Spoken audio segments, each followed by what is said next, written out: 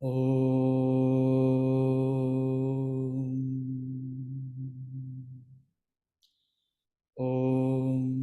सहना भवतु सहनौ भुनक्तु सह वीर्यङ्करवावहै तेजस्विनावधीतमस्तु मा विद्विषावहै ॐ शान्तिः शान्तिः शान्तिः।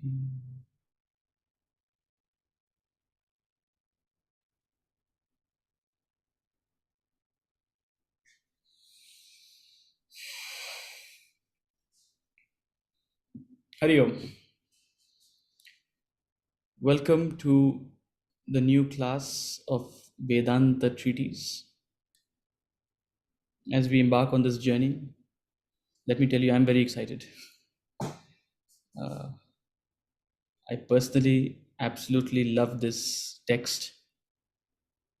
It has been by my side for the last 15 years, ever since I started my study of Vedanta. And I'm feeling wonderful to be able to share it with you today. So, as we embark on this journey, let us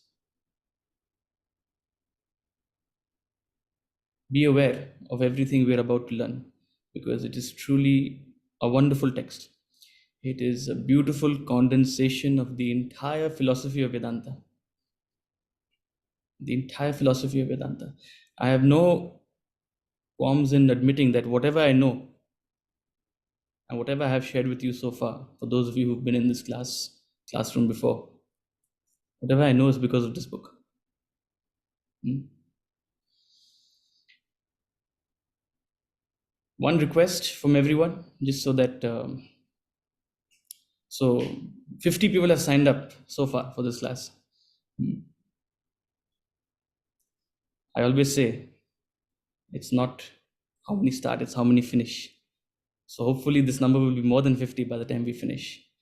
People are free to join even in the midst of this course. So others who you know who may be interested, let them know. They can join in the middle. Ideally, they would have joined now, but no issues. If they missed a couple of classes, or they can join a little later also. So no worries. These recordings, this class is being recorded as we speak. So these recordings will be available on Dropbox. I promise. I will put up the recordings um, as promptly as possible. Okay. I had taken a couple of people as volunteers to read. However, I have also found the audiobook. I mean, got hand of an audiobook. And first of all, were the bhajans clear? Were they audible? Could you hear them clearly? Okay, that means the audiobook will also be audible because it's playing out of the same device. So we'll have Swamiji himself narrating the book. I think nobody will mind that. And maybe occasionally he'll ask someone if they would like to read as well. But for starters, we'll have Swamiji narrating. We read, and then we'll discuss a paragraph or two. And the way of this class, for those of you who are new, about up to 1 hour of this class is primarily a lecture, right? We try to make it interactive, but it's primarily a lecture, and thereafter we pause for questions, about 15 to 20 minutes, however long people would want to ask some questions, they're free to ask. Okay, Vedanta treatise up on your screen. One more thing before we start. So we'll have the text presented in front like it is right now, but I sincerely urge each of you to get hold of the book, because this class will not be meaningful unless and until you get the book yourself.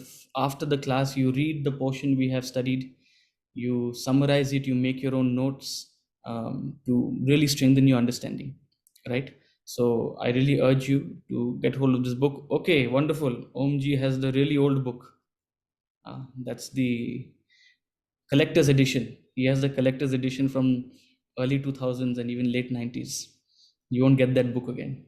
Or maybe it's available on Amazon. So please get the book sooner rather than later. Vedanta treatise.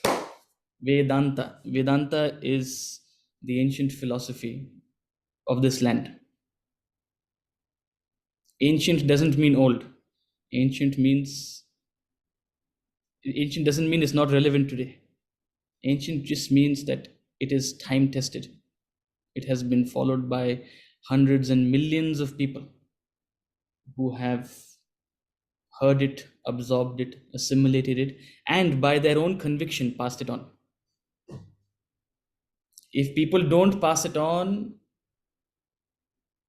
that means they weren't having that conviction. They weren't influenced by it. So the fact that it has lasted thousands and thousands of years only gives emphasis to the fact that there is something that has moved the lives of hundreds and millions of people.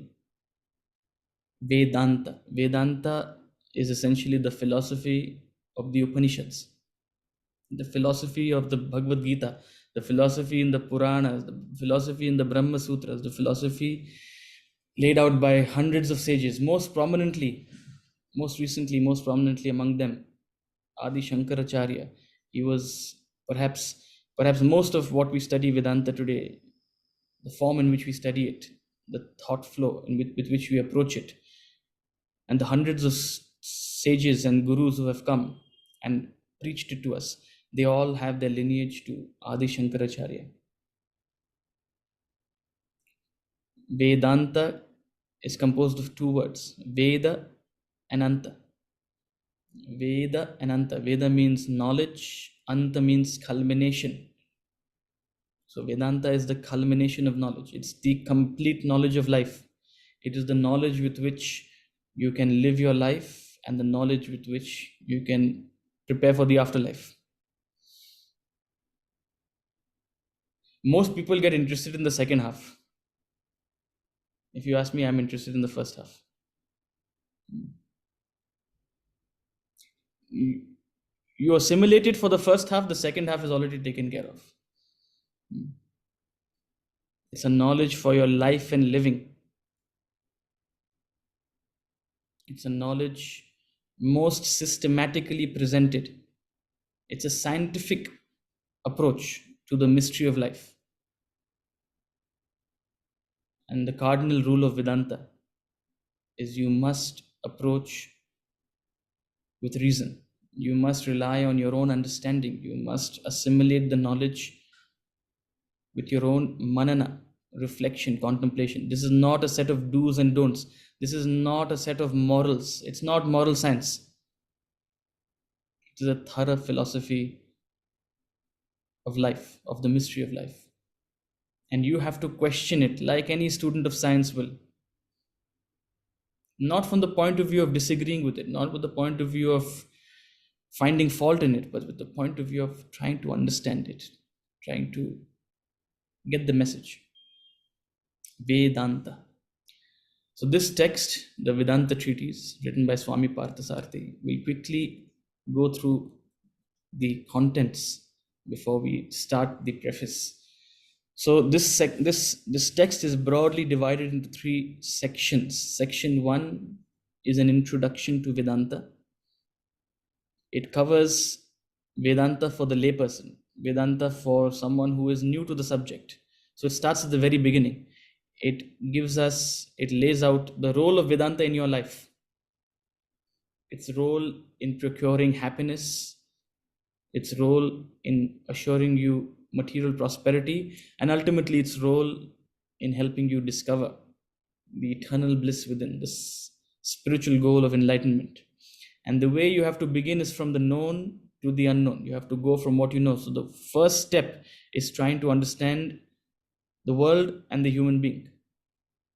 So that's where chapter 2 starts. The study of Vedanta begins with a examination of the nature of the world and the nature of the human being. What is the world composed of? What is the human being composed of? And what is life? Life is nothing but an interaction between the individual and the world. So a study into life, what is its course? What is it made up of? The nature of experiences.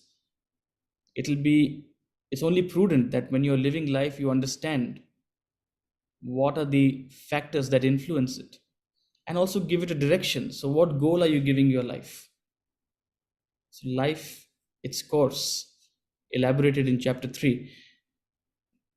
So Vedanta gives you a direction. Vedanta gives you a code for this life. It gives you a code of living.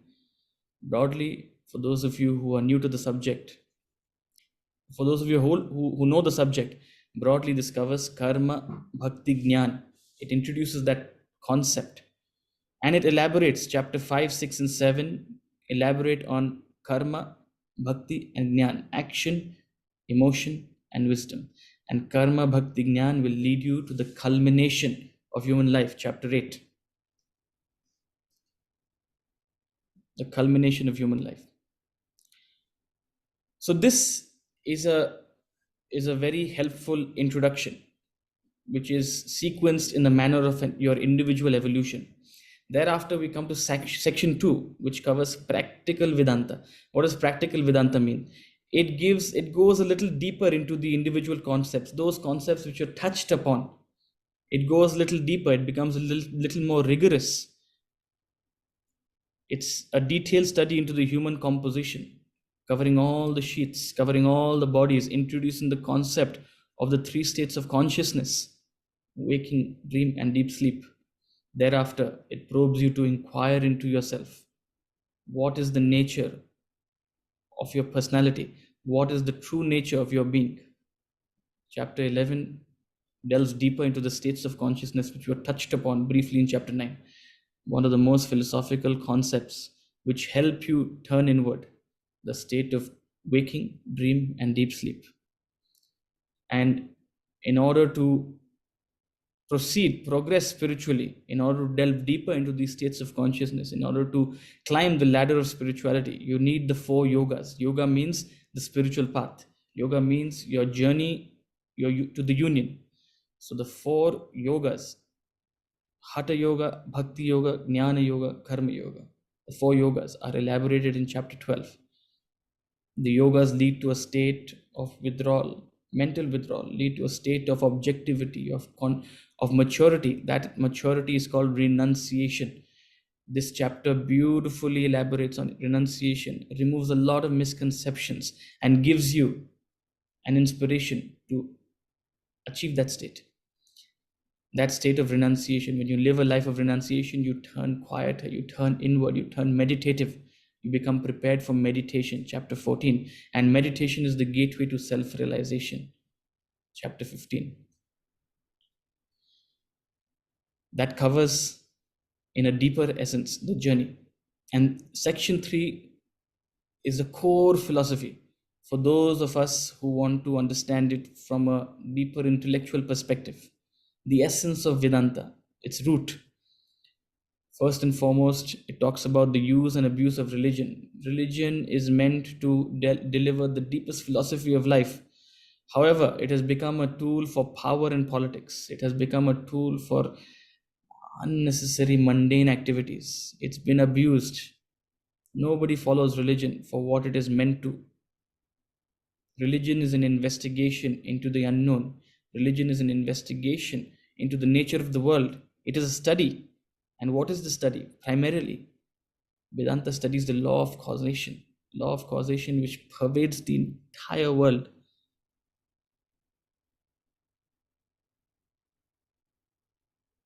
Beyond just physical laws, beyond just material laws, even in the subtle realm, even in the spiritual realm, there are laws functioning. It's an extension of the physiological, physical, material laws we see around us. The law of karma, the concept of birth and death, the theory of reincarnation. Thereafter, the theory of perception. What is this world that you see in front of you? How has this world come about? This world is shaped by your mind. You, your mind, and the object, they come together to create an experience.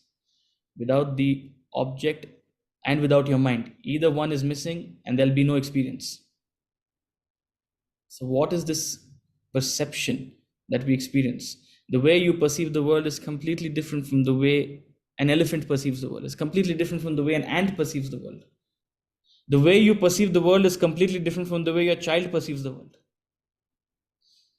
The way you perceive the world is completely different from the way someone across the globe perceives the world. The theory of perception is a study into the concept of perception and how that leads to all sorts of beliefs that we have. The core, the essence of Vedanta is the study of the illusions, Maya.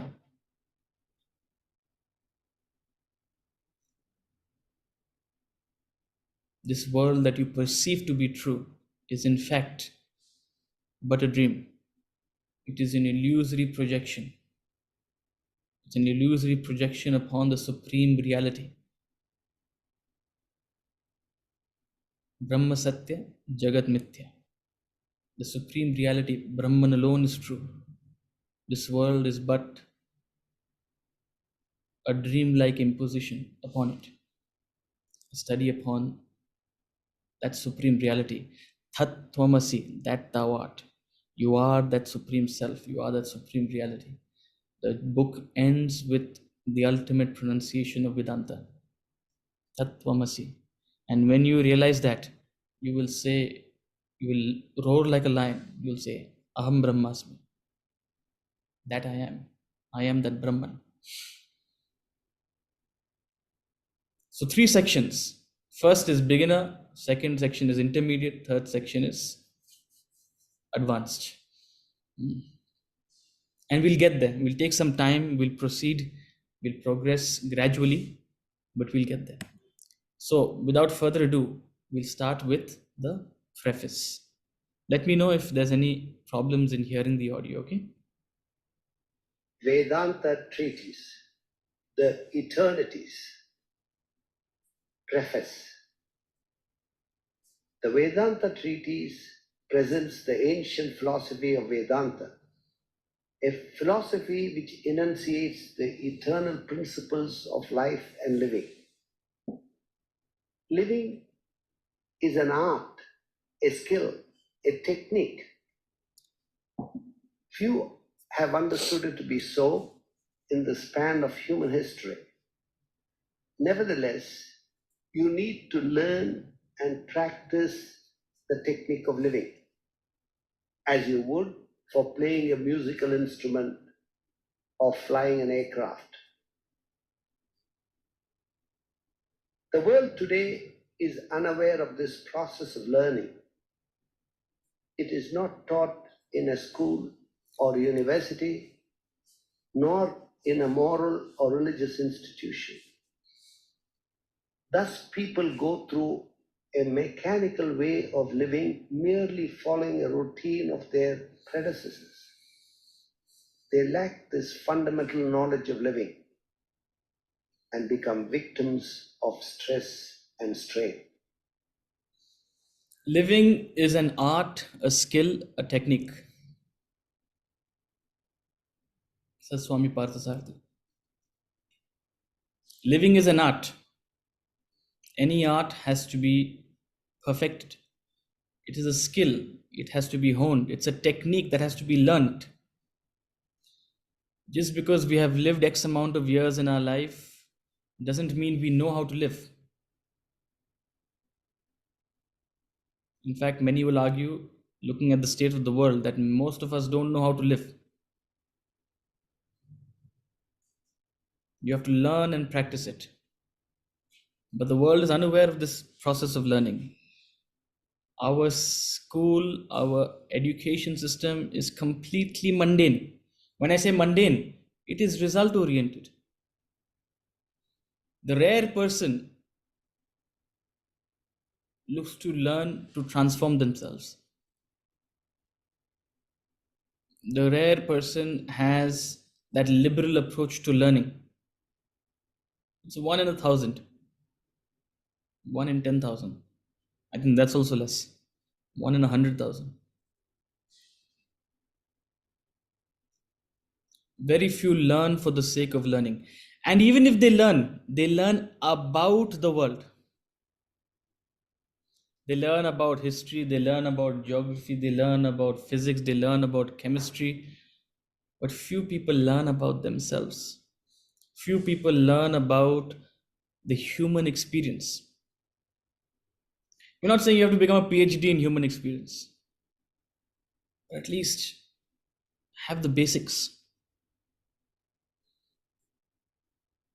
Vedanta is a subject that teaches you about the human experience, that studies the nature of the human experience. It calls life Anubhavadhara. Anubhavadhara means, Anubhav means experience, Dhara means stream. So life is a stream of experiences. Anubhavadhara. As the experiences, so your life. Experiences are good, your life is good. Experiences are not good, life is not good.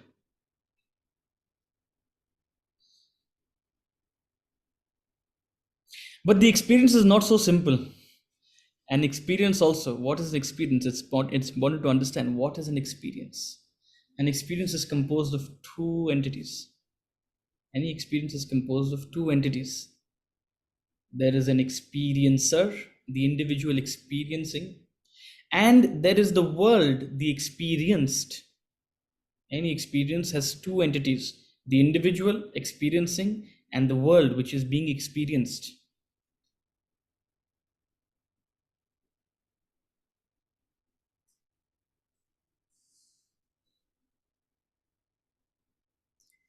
If the world is not in a good condition, it is difficult. It is difficult to have a good experience. If the world is not in a good condition, it is difficult to have a good experience. It's difficult to have a good experience in Ukraine right now. Will anyone go to Ukraine for a holiday? Uh, I know some people, they say best time to go to a place is after there's been some kind of issue out there. Uh, People are hungry for tourism, prices are cheap. But I would urge you, please, some people I know, they were arranging a trip to France right now. Please don't go right now. Uncertain times. When the world is not in a good condition, it's difficult to have a good experience. It's difficult. I'm not saying it's impossible, it's difficult. When the individual is not in a good condition, it's impossible to have a good experience. I repeat, when the world is not in a good condition, it's difficult to have a good experience. When the individual is not in a good condition, it's impossible to have a good experience. No matter how good the experience is. Suppose in front of you, it's a 7 course meal buffet, but your stomach is upset. अरे पूरा मजा ही निकल गया यार. हाँ. One day my class student invited me to their house for a class, and they had a big platter in front. Hmm. But I had to have a blood test that day. Terrible experience. I couldn't eat. I had to stay hungry. And they made 7, 8 things. I was feeding my class students that day. No, I'm going to stop giving examples about food. Otherwise, they'll say all your examples about food. So, when the world is not in a good condition, it is difficult to have a good experience. When the individual is not in a good condition, it is impossible to have a good experience. So, to have a good life, you need to have good experiences. To have a good experience, you have to fix the world, no doubt. You have to have a peaceful, a progressive, a technologically advanced world. And by your own admission, we'll agree. The world has reached an incredible place. I don't want any more advancement. Click of a button, you're able to do anything. Incredible advancements. This is true Satyug as far as the world is concerned. Within a second, you can talk to someone across the world. Just open the screen, give them a call. Within 1 second, you can transfer payments. Life has become so comfortable, especially for those of us in Gurgaon. We are spoiled. Ayush, compared to anywhere else in the country, incredible. Press button comforts. So the world has no doubt improved. Yet we see the human experience is still pretty much right there where it was. In fact, people look at their past and they say, oh, our childhood was so nice. Those good old days, those wonderful days. Why? The world is a much better place than what it was in your childhood. It's a much better place. And there's no argument about that. The roads are better. The technology is better. The infrastructure is better. The kind of house you're living in is better. There's constant electricity. There's connectivity. There's more money. There's more money. So the world is a better place. But yet you look back at the old days and say, oh, I wish. Why is that? Because the human experience is not only constricted, not only limited to the nature of the world. It has everything to do with the nature of the individual. That individual experiencing the world, what is their condition? Are they in a good condition? So Vedanta is a study not into the world. Just like physics, chemistry, biology, engineering, everything tries to improve the world. So does Vedanta try to improve the individual. You need both, no doubt. You need both. In fact, some people will argue if you have Vedanta, you can do without the others. Hmm? There's a saying in Vedanta: in vain the envious seasons roll, who bears eternal summer in his soul. In vain the envious seasons roll, who bears eternal summer in his soul. Means someone who has summer within. For us Indians, it's winter. Huh? It's a good experience. Summer is too hot. One who is in a good condition within, bearing eternal summer within. For him, the seasons don't matter. The condition of the world doesn't matter. The world can be going through a high, the world can be going through a low. They are at a state of equanimity, they are at a state of peace and calm. Well, we're not arguing. Well, we're not arguing. See, the point is the world is taken care of. There are hundreds and hundreds and millions. In fact, people, you and me in this classroom, are taking care of the world. Whatever job we are doing, whatever work we are doing, the world is being taken care of in a reasonably okay way. But this human condition, nobody teaches it in any school, in any university. And so we have the same problem that Arjuna had 5,000 years ago, you and I have today. The human condition hasn't improved. Vedanta is a study into the human condition, into the nature of this individual, what lies within the mind, the intellect. It's a study into that and how to manage it, how to relate to the world beautifully. When you do that, you have a wonderful life. If you don't, if you lack this fundamental knowledge, he says, you become a victim of stress and strain. If you're stressed, if you're worried, if you're anxious, if you're strained, we're not blaming you. Nobody's blaming you, but you're a victim. You're a victim of your own condition. And you must lift yourself out of that condition. Nobody will come and lift you out. Uddhared atmanatmanam. The idea of Vedanta is to give you the knowledge to lift yourself from your condition. So, whatever stress, whatever strain you are in, you have to lift yourself out of it with knowledge. That's the only way. There's no other way. Knowledge is essential to growth, just as fire is to cooking, says Adi Shankaracharya. Knowledge is essential to growth, just as fire is to cooking. Without fire, you can't cook. Without knowledge, you can't grow. So, this is that knowledge of life. Vedanta is that knowledge which we're going to study. People everywhere have lost the pleasure in action. They try to find peace and happiness by abstaining from action. Hence, everyone looks forward to weekend and vacation, even seeks premature retirement from work. This is a human weakness. Do not fall a prey to it.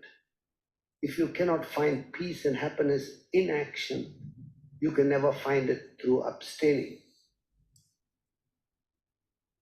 The world presents two distinct classes of people. One class is active, productive, and prosperous. The Western world seems to fit into this category. But by their own admission, they have lost their peace of mind. While the other class of people is relatively peaceful and happy, but without much action. Since they lack action, they are not productive, prosperous. Some of the Eastern countries face this problem.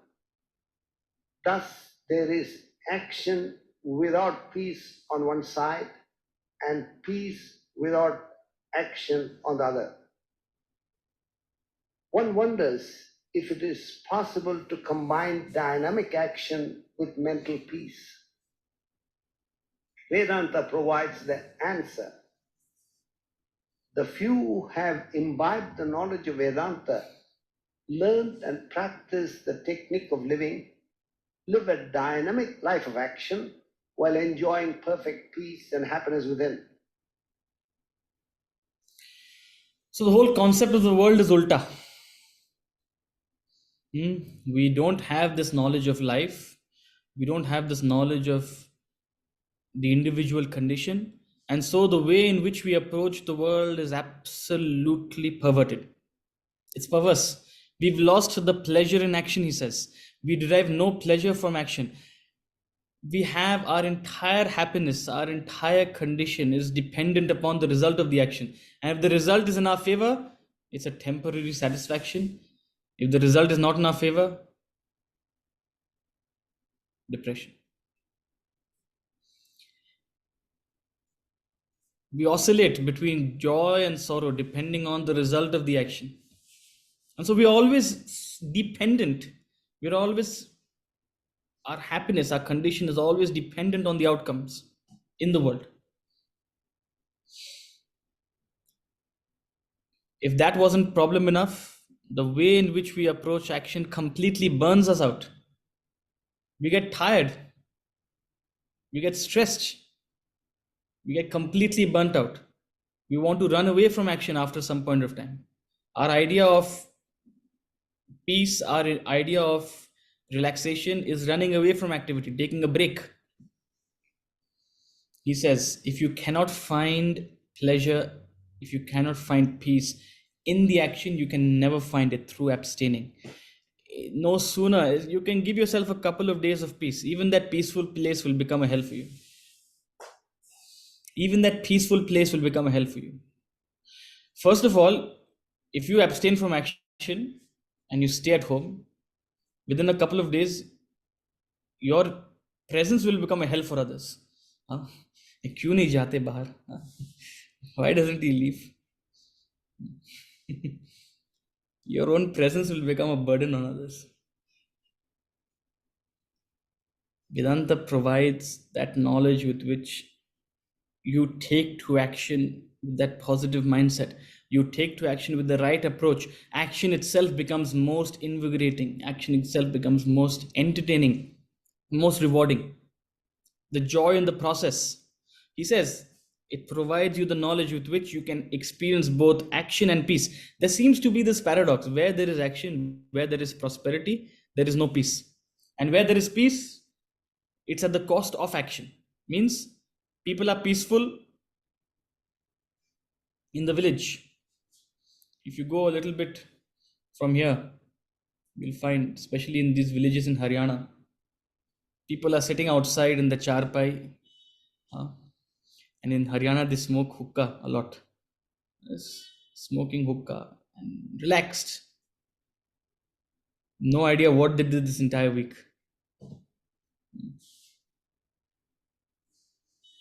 Just have to step a little bit outside and you'll see. We live in this uh, urban illusion. Very peaceful. But those roads are riddled with potholes and it's a backward life. It is. So where there seems to be peace and quiet, it comes at the cost of action. It comes at the cost of prosperity. Where there is prosperity, people are burnt out. People are visiting therapists multiple times a week. Huh? See, we're not criticizing this. We are trying to diagnose this condition, especially people in my generation. Every 2 out of 3 people is seeing a therapist. We're not criticizing. I'm sure the therapists are helping them. My question is, why does it reach that point? Why does it reach that point? And hopefully, people find resolutions to their problems.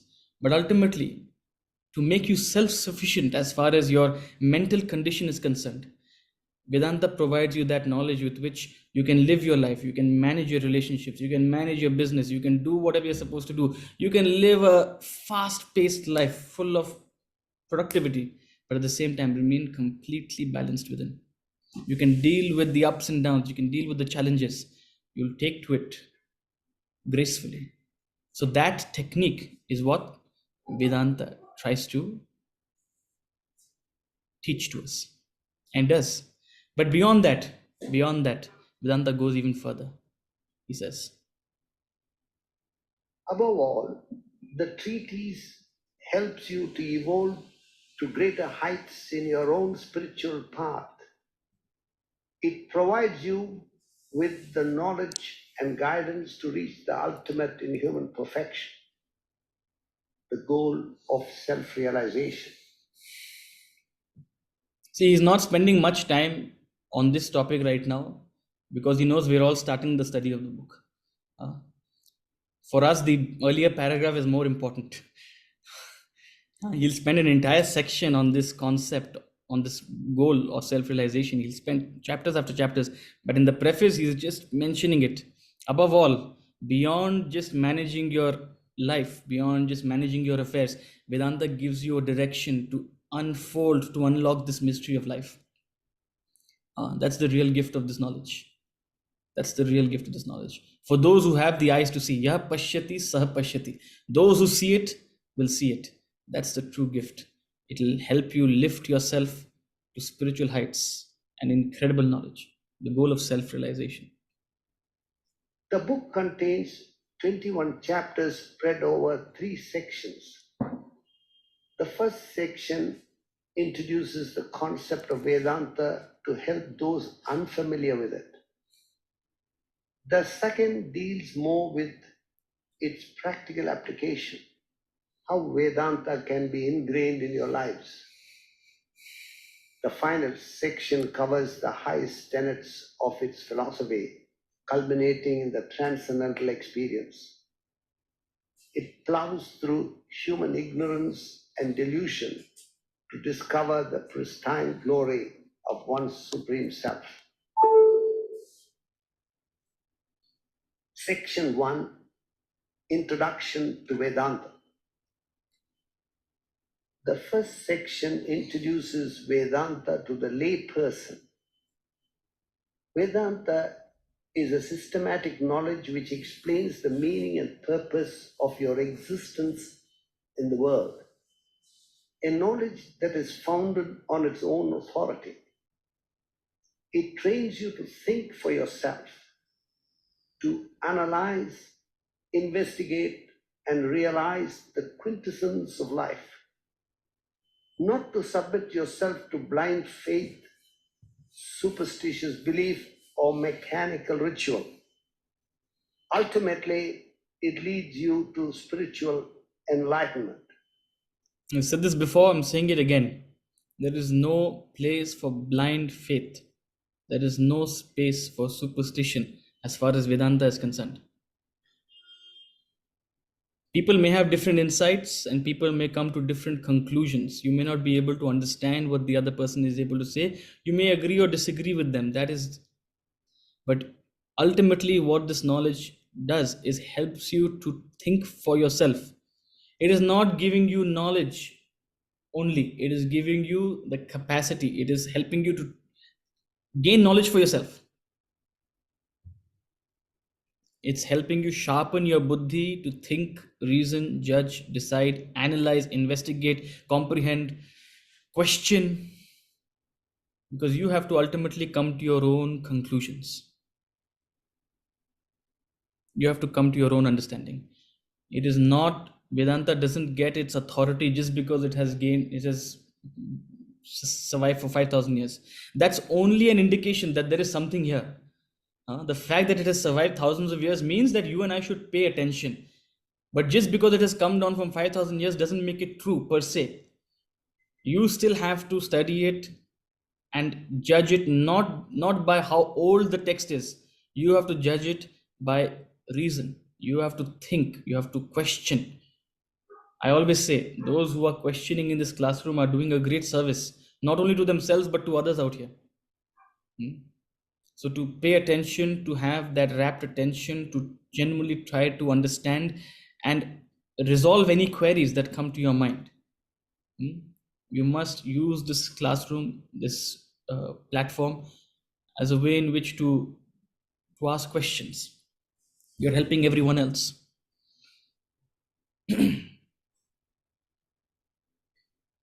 The knowledge of the unknown can be gained only through the use of known factors. Therefore, to unravel the mystery of God, you need to use the world of objects and beings known to you. Start with the study of the world, the individual, and the relationship between them. How are you to relate with the world to find peace and harmony? It is not the world that bothers you as you believe it to be, but your relationship with it. You need to learn the principles of right living. Change the character of your action from selfishness to selfless service. Mend the quality of your emotion from preferential attachment to universal love. Raise your knowledge from the mundane to the supreme self within. Thus, you shall reach the culmination of human life, the ultimate state of peace and bliss. So, as briefly discussed, the first section introduces the knowledge, and the first question, the first thing it anchors on is the human experience. How do you enjoy? How do you have a good experience? How do you find peace and happiness which you are looking for in the world? That's the subject of study. We have seen the world is a beautiful place, the world has amazing press button comforts, but how do you find peace in such a world? People are not able to find it. That's the problem.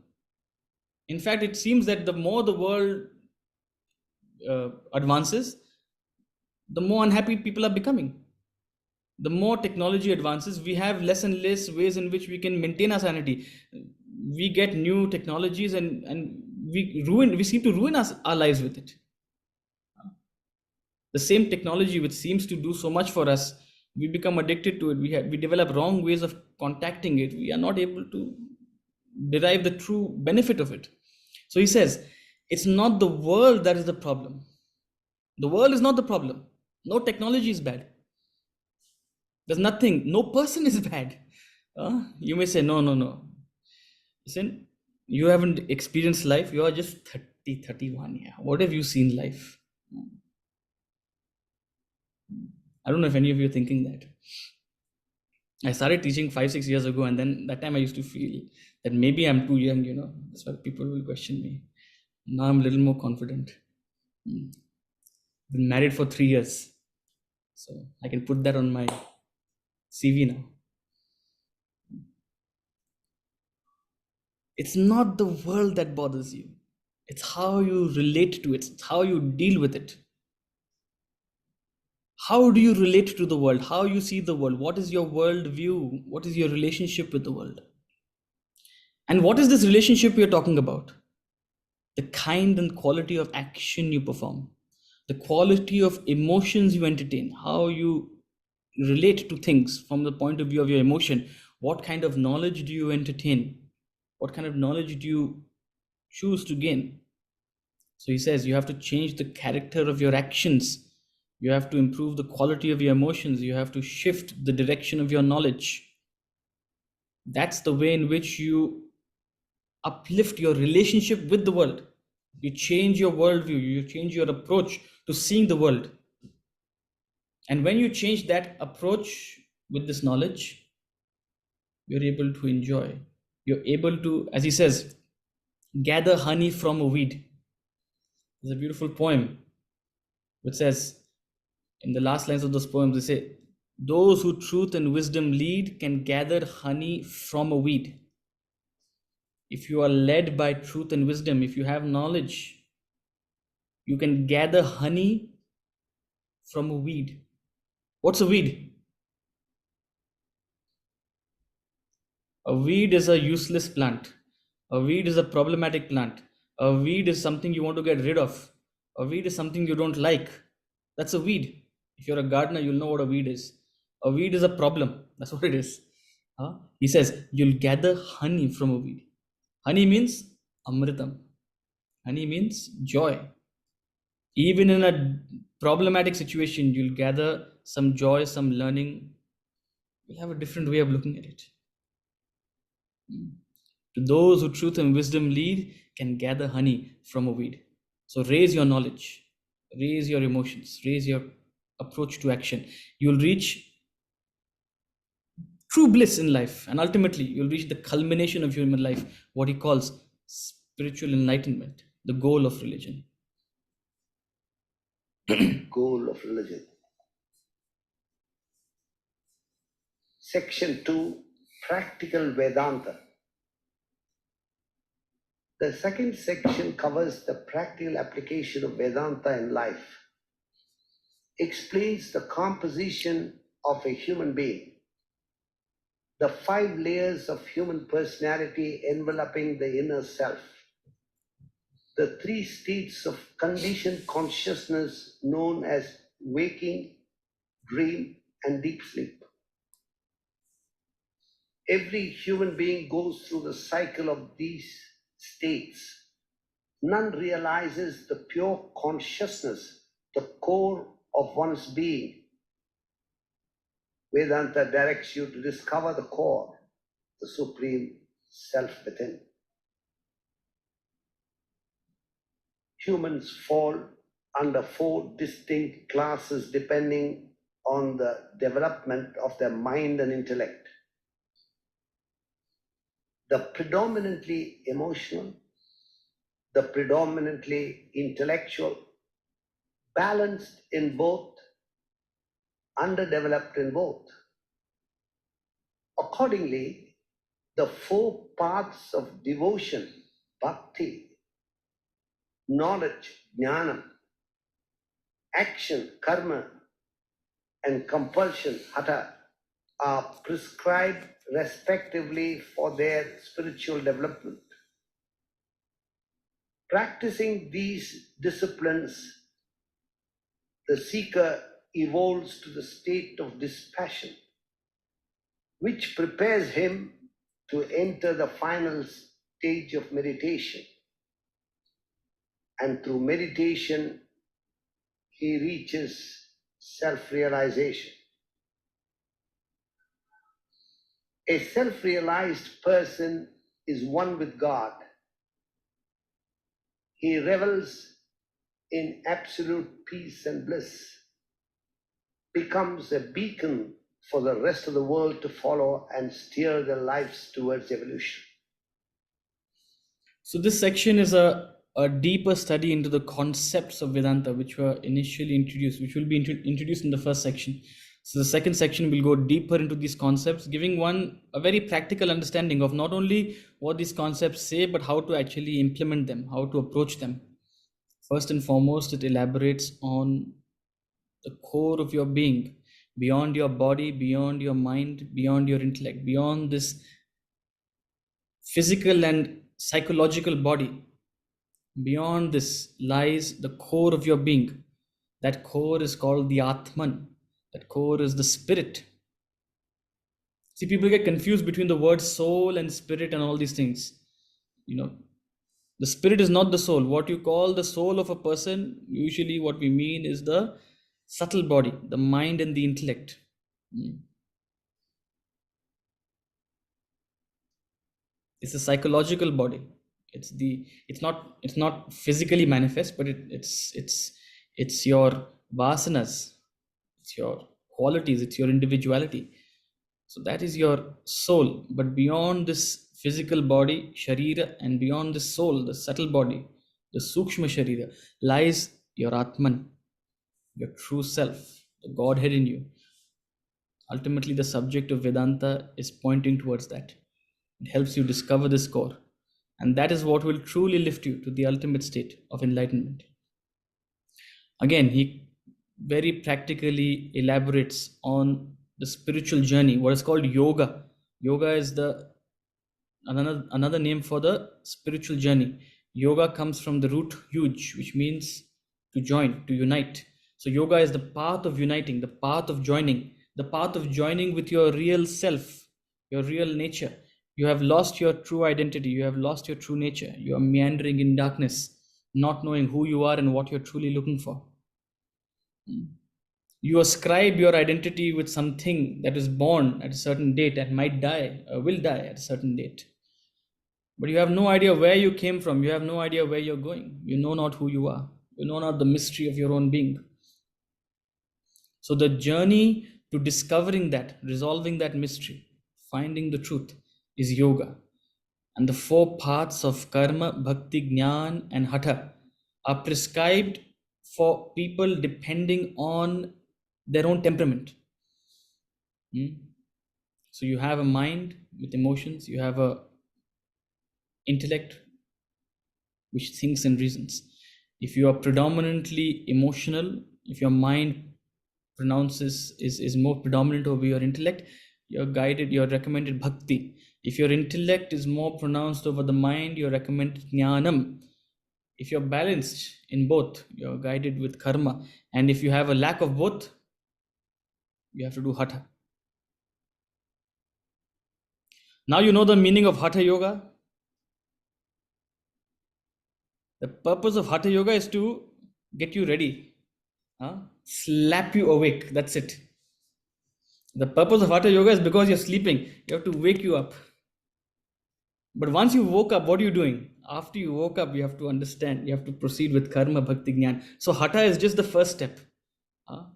If your yoga stops with sarvangasana, huh? now that's no yoga. Absolutely, it's very important. huh? You should all do yoga. We should all do yoga, hatha yoga. But after hatha yoga, you have to proceed with karma, bhakti, jnana. It's all four depending. So we are a mixture of all four, right? There are times in our lives, there are times during the day when the intellect predominates, especially early hours of the morning. Your mind is still dormant. Your intellect is predominant right now. We are giving you knowledge. Hmm. What will happen through the course of the day is the intellect will remain at a charged up level. The mind will also come up. So you have to have balance in both. You need karma. In the evening, the intellect will slowly. You won't stop thinking in the evening, right? Arey, bahut ho gaya. What happens in the evening? I will discuss it tomorrow, yaar. I'm tired. Your intellect slowly goes to sleep by the time the day concludes, but your mind is still there. So you need bhakti. That's why a lot of bhajans, a lot of devotional practices are practiced in the evening. Hmm. And then you go to sleep. If you stay awake too late, you're leaving your personality to. That's why we recommend that from a spiritual perspective, you should rise early and sleep early. Otherwise, tamas predominates at night. So, even during the course of the day, you need to practice all four yogas: karma, bhakti, jnana, and hatha. Section 3. Section 3, the essence of Vedanta. The third section expounds the real philosophy of life, exposes the exact nature of the terrestrial world, points out the transcendental reality beyond the phenomenal world, helps you discover that underlying reality to be the supreme self within. So, not much to elaborate on the third section. We'll come to it when we come to it. You can't talk about and about. This is more a section of contemplation, more a section where you have to build up to it. So there's a reason why he doesn't say much. When we study section 1 and section 2, we are preparing ourselves for this third section, the ultimate truth, where he goes into the heart of the philosophy. So, with that thought, we conclude the preface, and it sets us up to start the study of the actual book, the first section, Introduction to Vedanta. This is what we will begin with in the next class. So, I'm happy to conclude class today and to take up any questions if there are.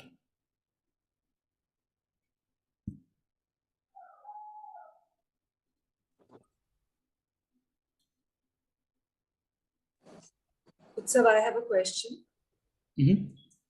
So, you say that dynamic action, the more dynamic your action is, and the more mental peace you have, it's the best. Hmm. But how do you start that? How do you come to that? I'm not saying it is the best. There's no other way. See, life is prompting you to action. Action is the insignia of life. Without acting, you can't even stay a moment. Uh, we choose to stay idle. We choose to procrastinate. We choose to put things off because we don't have the right approach to action. Right. So it's not so much that you and I have the luxury. Okay, we come from relatively well-off background, so we can put off action. Uh, Many people don't have that choice, whether they like it or not. So, in your best interest, life is prompting you to action, right? So, how you take it up will ensure that you remain peaceful, you remain calm, you remain contained. If you don't have the right approach to action, you'll get stressed, you'll get worried, you'll get anxious, you'll get bothered. The result will either elate you or it will deject you, and you'll go through a host of emotions. So essentially, and this is the entire subject what we've been discussing for all these days as well, it's your approach to action.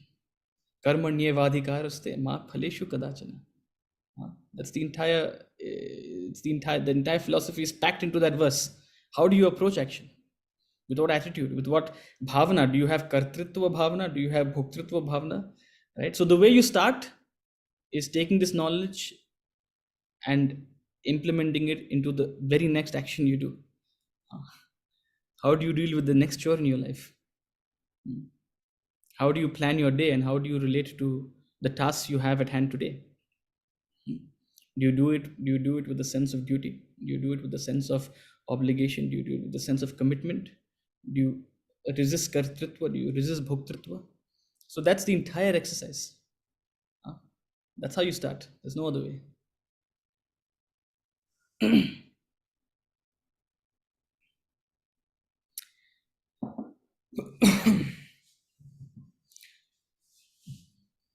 I understand So there'll be much like Tattva Bodha, right? sorry, So much like Tattva Bodha. I don't know. I'm not studied Tattva Bodha.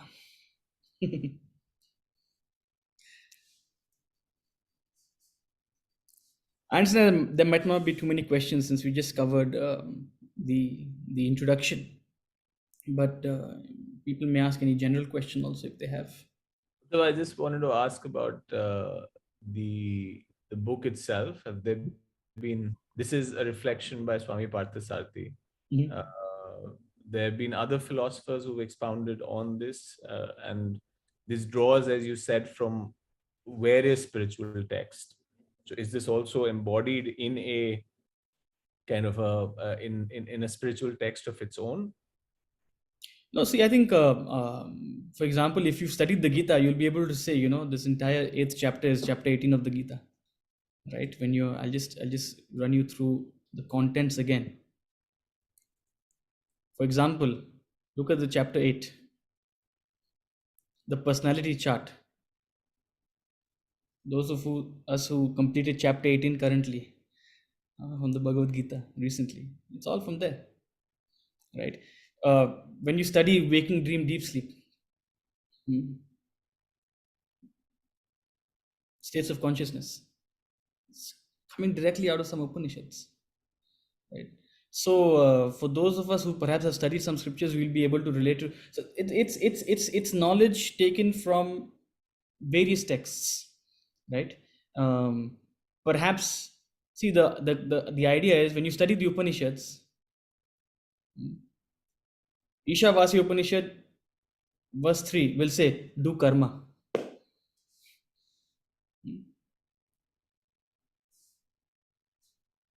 Ishavasya मिदुगु सर्वं यत् किंच जगत्याम जगत तेन तक्तेन भुंजिता मागृद कस्य सुधनम कुर्वन्नेवेह कर्माणि जिजि विशेषतगु समाह. He'll just say, do karma. Now, what is that karma? Do action. You will say, I'm doing action. I'm doing action every day. What is the meaning of karma? How do you elaborate on karma? In the Vedanta, in the Bhagavad Gita, that word karma is elaborated into an entire chapter, chapter 3. Lokesmin dvividha nishta pura prokta maya naga jnana yogena sankhyanam karma yogena yoginam. And from there starts chapter 3. Beautiful elaboration on karma. Even that may not be, we need further explanation. So we come to a book like the Vedanta Treatise, where he spends chapters after chapters in talking about, trying to convey what is this concept of karma, right? So the idea behind a book like this is that understanding scripture may be a little more terse, may be difficult, right? First of all, you don't know the language. The language is lost, unfortunately. Lost in the sense not many people know it. Now you may, and it's recommended that you should pick up the original language as well. It's very helpful. But for those of us who, even to get to that point, you need that inspiration. So a book like this will provide that inspiration, right? You and I think in English, right? Um, so the way in which this is, it's adapted to suit learners like you and me, right? There are a variety of texts. If you study the Ashtavakra Gita, there are concepts from there. If you study the Upanishads, there are concepts from there. It's primarily the Bhagavad Gita, it's concepts from there. Right? In fact, when you study the Ashtavakra Gita, you'll remember the Bhagavad Gita. When you study the Bhagavad Gita, you'll remember the Upanishads. So it's not that this is a beautiful sort of field of knowledge where each is taking. There are so many verses in the Upanishad which say, "Eti shushruma purvesham yonastadvyacha chakshi." In the Kena Upanishad, this verse comes. Thus have I heard from my predecessors, who perhaps wrote other texts, who gave other texts, right? So it's simply presented in a way that you and I, can relate to. And of course, Swamiji, this is his magnum opus. It's something he worked on for over 15 years. A journey which started in the 1950s. And in fact, if you in the early days of the Chinmay mission, they had started a correspondence course. In the early days of the Chinmay mission, they had started a correspondence course. Swamiji was the secretary of the Chinmay mission, and he was the one responsible for this correspondence course. So he had written the original book, textbook for the correspondence course. So when you'll see that text, it's called. I'll pull it out. I don't remember what the book is. Kindle Life. No, it's not Kindle Life. It's you'll see. Oh, these are. This seems like the first draft version of the Vedanta treatise. So it's something that definitely was brewing, over years and years of study, and something that he put together. In fact, what you're reading right now is the 20th edition. So he's originally published in the 1980s, really chiseled it.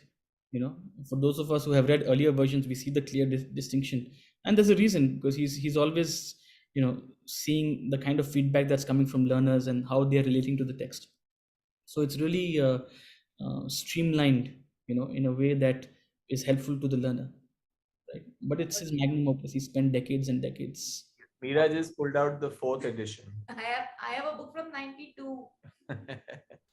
So in fact, 92 is a completely different approach. He totally revamped it, I think, in 2004, or maybe slightly before that.